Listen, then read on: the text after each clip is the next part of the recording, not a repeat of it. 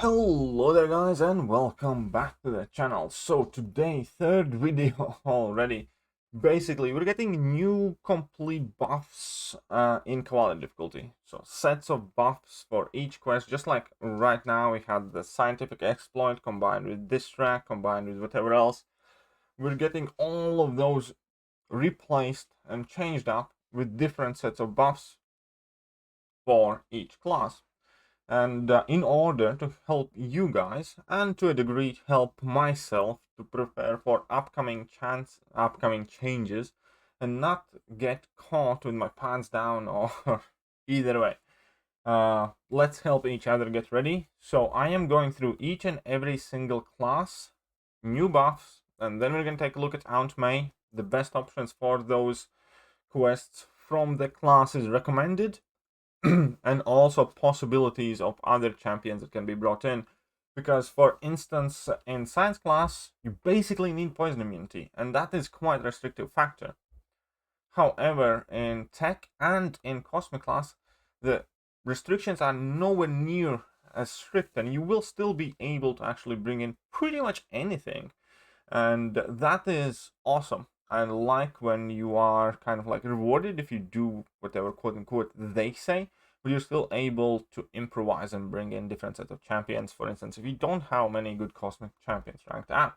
Now, science class had fairly restrictive set of nodes, but I still kind of like them. Tech ones I didn't like as much, but they're very inclusive.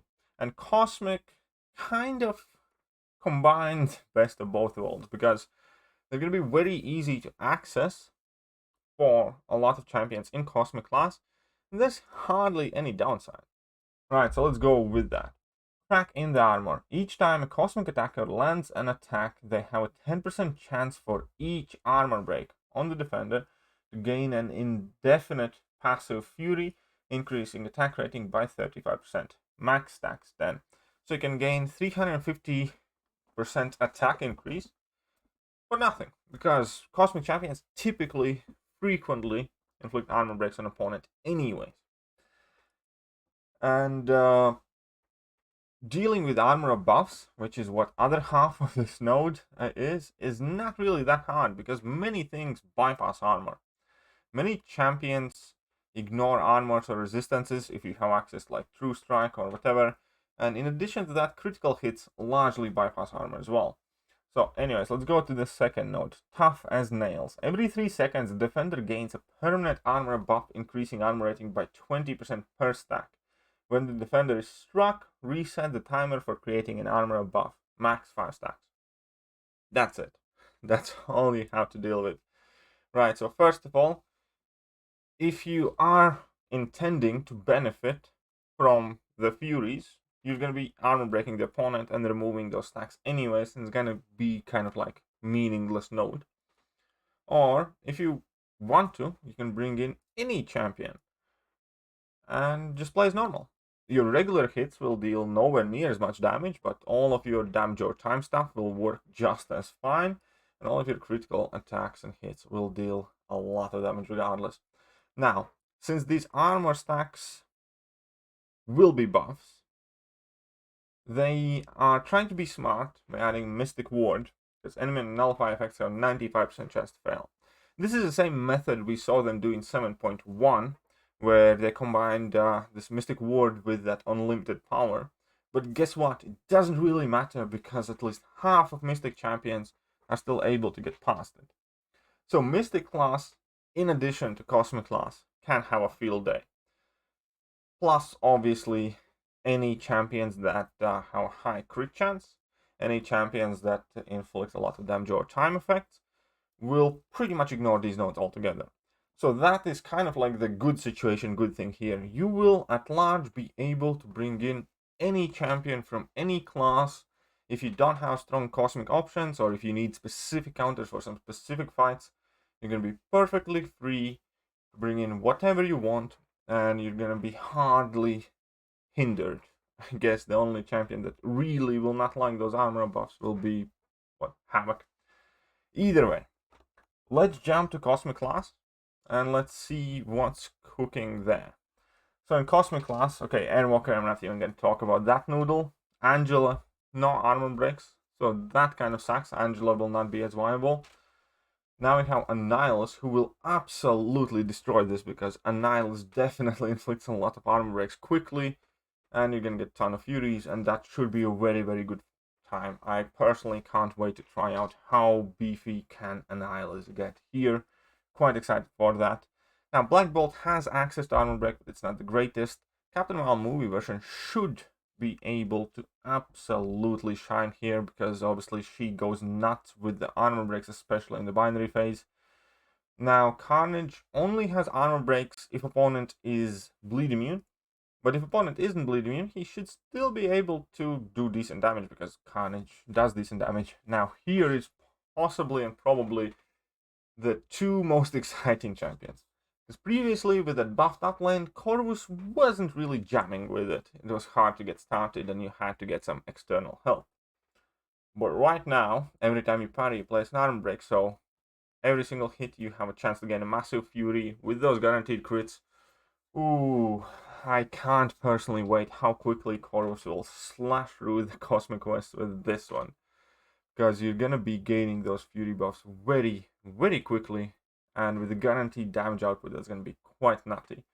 And similar thing with Cosmic Ghost Rider. It's not like Cosmic Ghost Rider needed much help in damage department, but imagine 350% Fury on Cosmic Ghost Rider's damage on top of it. That should also be very, very interesting. Now, Cal Obsidian obviously also will be able to benefit from that. Drax not really, Gamora hardly, but who cares?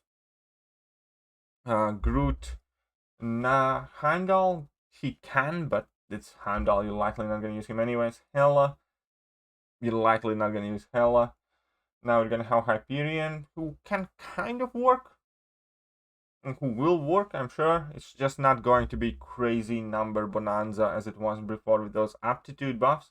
He's still a viable option. King Groot you're not going to use.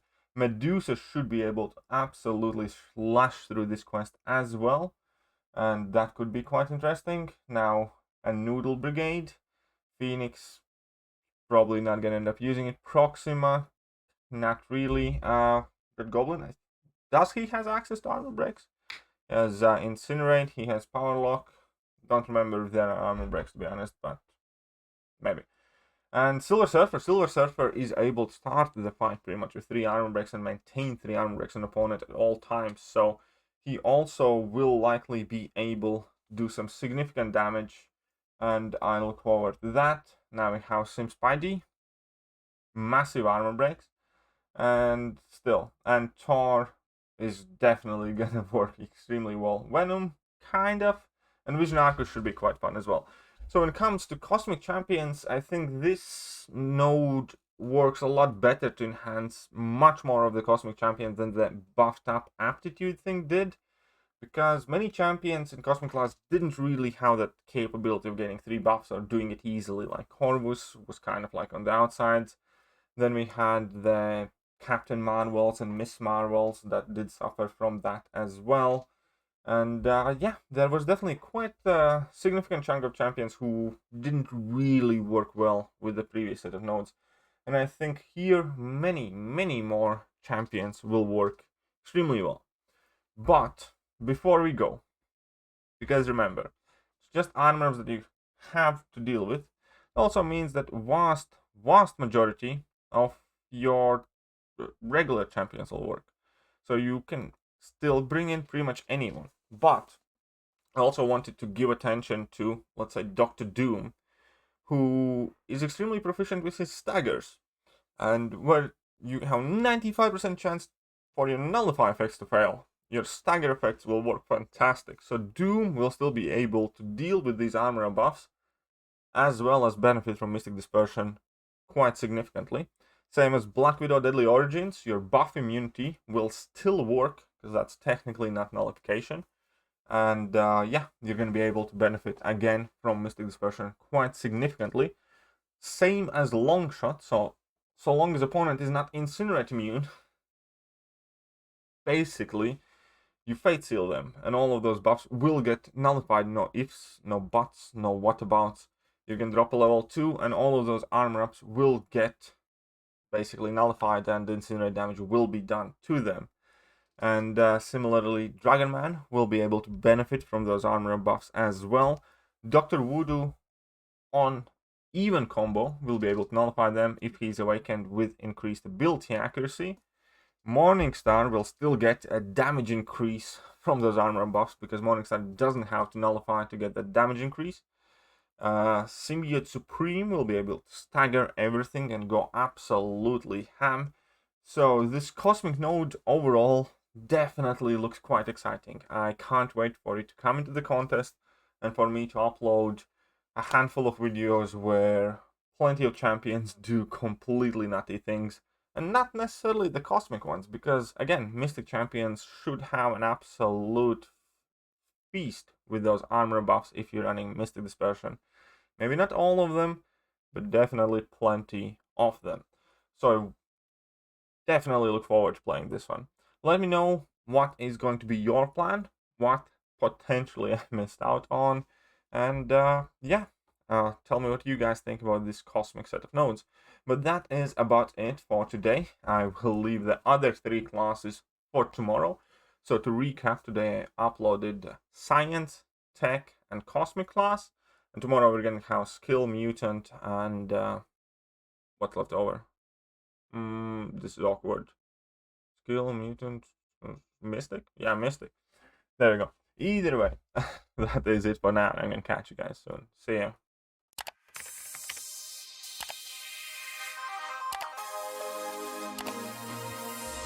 Hello there guys and welcome back to the channel. So we have all the information about